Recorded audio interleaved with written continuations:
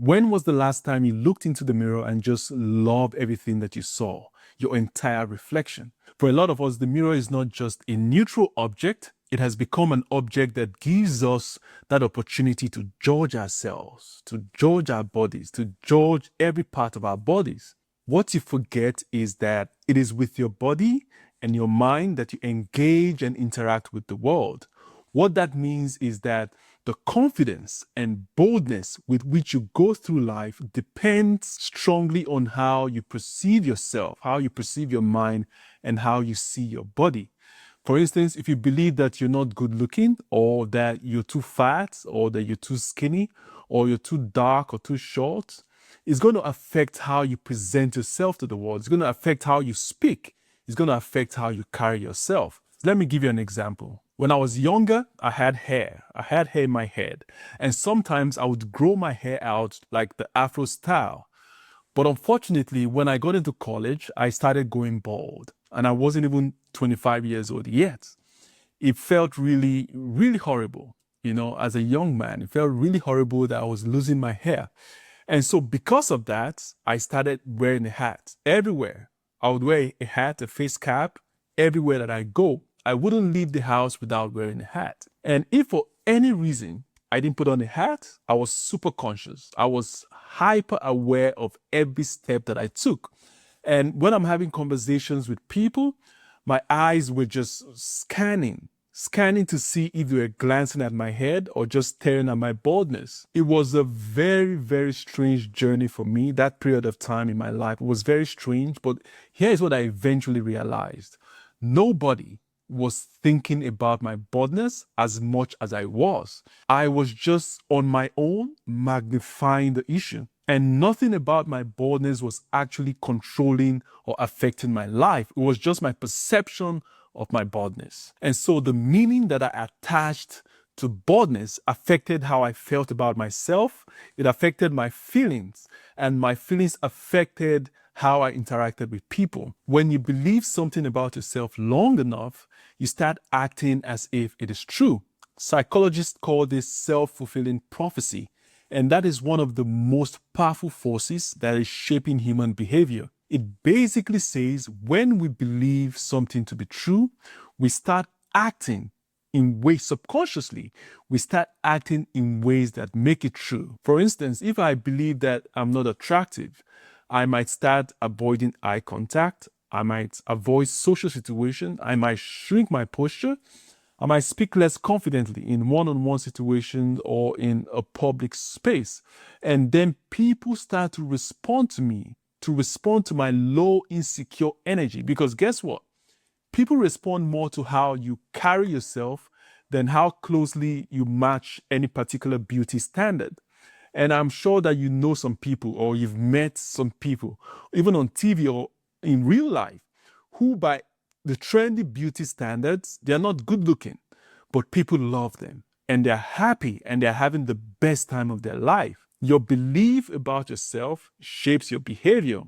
Your behavior shapes your experience, and your experience reinforces your belief. And that could be a positive, progressive cycle, or that could be a destructive cycle, depending on what you believe. And so the problem is not your body, it is the lens with which you see the world that matters. I had a crush when I was 7 years old. She was my classmate in elementary school, very beautiful girl.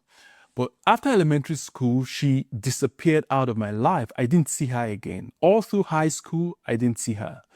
But then over 10 years later, when I was in college, I ran into this girl again. And guess what?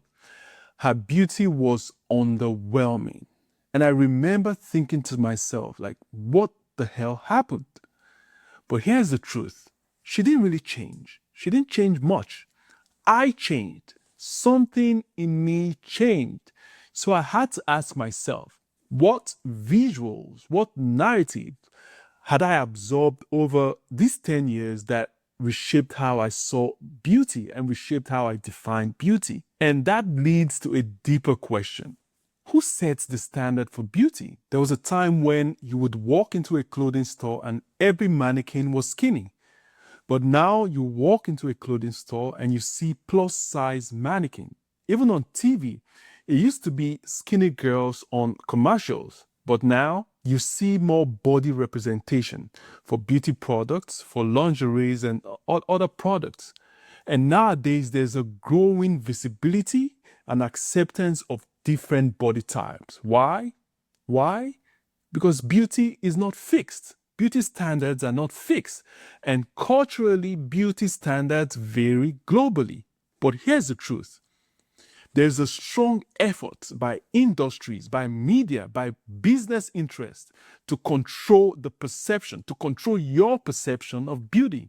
Because if they control your definition of beauty, they can tell you when you're beautiful and they can tell you when you're not beautiful. And here is the uncomfortable truth: if they can define beauty for you, they can manufacture insecurity. And guess what? Insecurity is very, very profitable. Think about it. There are many industries that exist because you feel not smooth enough, not young enough, not light enough, not dark enough, not curvy enough, not slim enough. And the target keeps moving constantly, and you keep running and chasing that target. You don't have to give anybody that kind of power over your life, but we do it every day. And because you have this mental image of how your body should look, you stand in front of the mirror and you feel disappointed, unhappy about your skin, unhappy about your weight, your height, your hairline, your stomach, your gray hair, your wrinkles. If you allow your self-image to be shaped by the world's shifting definition of beauty, you will continue chasing something that you will never catch. And so what is the goal? The goal is to build a positive body image. And what does that mean? What does it mean to build a positive body image? It means reclaiming the definition of what it means to be beautiful. It means taking back that authority. It means building a respectful and compassionate relationship with yourself and with your body. But the big question is how? There are many ways to start building a positive body image, but I'm going to share 4 with you. Firstly, you have to separate your appearance and your worth as a human being, or your value as a human being. Somewhere along our lives, we begin to attach our worth to how we look, such that if you gain weight, you take it as if you're no longer beautiful.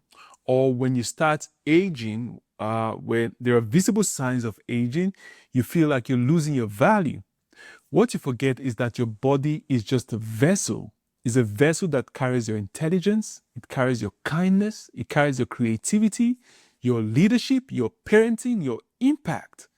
Especially for those of us in our 30s and our 40s, your body has probably carried you through stress, heartbreak, childbirth, late nights, your career transitions, illness, loss. Think about it.